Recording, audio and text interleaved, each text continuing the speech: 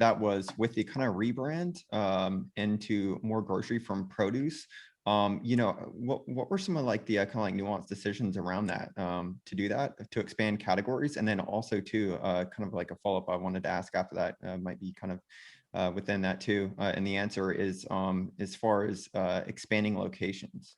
Yeah. I will talk about what I know of the rebrand because it happened in late 2019, which is a bit before I joined. But from what I understand, you can think about the ambition of the business to solve food waste and create a more sustainable food system. We're never going to get there just doing produce, right? Because there's a massive amount of waste across the entire system, and water usage and energy and CO2 emissions and things like that. And our customers wanted to do more of their grocery shopping with us because they're very aligned with our mission. And the more that we essentially make it easy for people to make the right decisions. Like they know that they can shop with Imperfect, and we're doing the hard work of making sure those products are sourced really well, making sure that they're sustainable, they have a clean ingredients list, like all that sort of stuff. And the more products we offer, the better that is for the customer, right? And so I think we started with sort of pantry type items, like very shelf stable things.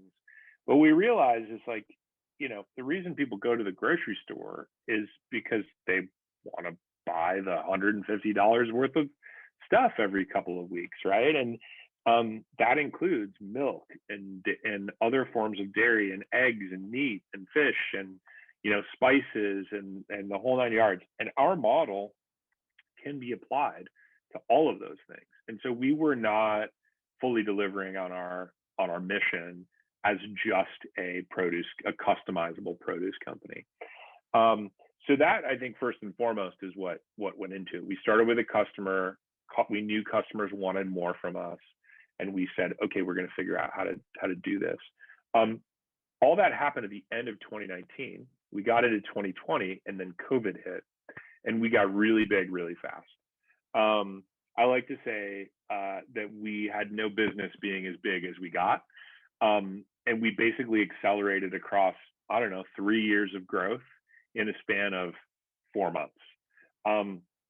So imagine doing that while trying to change your entire business and offer more stuff.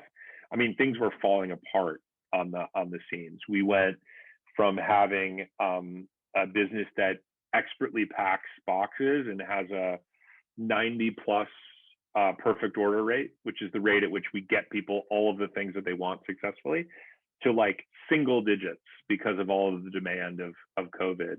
And that was a really big problem for us. So we spent a lot of 2020 getting up to the scale to deliver a full grocery shop to people, and while the demands on the business kept increasing. And so that's been some of the biggest challenges with this change as a business, is just getting to that scale. And it's complicated because if you put eggs in the same box as a watermelon, what's going to happen to those eggs, right? And so adding more things and adding things that require refrigeration or freezer packs and stuff, it's just expanded the operational complexity of our business.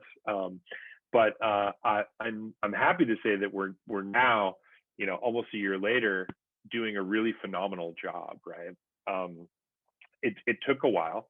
It took a lot of trial and error in the facilities and things like that, but we have a really dedicated operational team who's working super hard. And I think your second question was around expansion, like regional expansion and things like that. So we cover a lot of the lower 48. I think I said we're in 43 of the 48 states. We just launched in Denver, or in the greater like Denver, Boulder area this week. There's parts of the country that we still don't cover particularly well. The Southeast, for example, we have fulfillment centers in San Antonio and in near Baltimore, Maryland, in a town called Severn.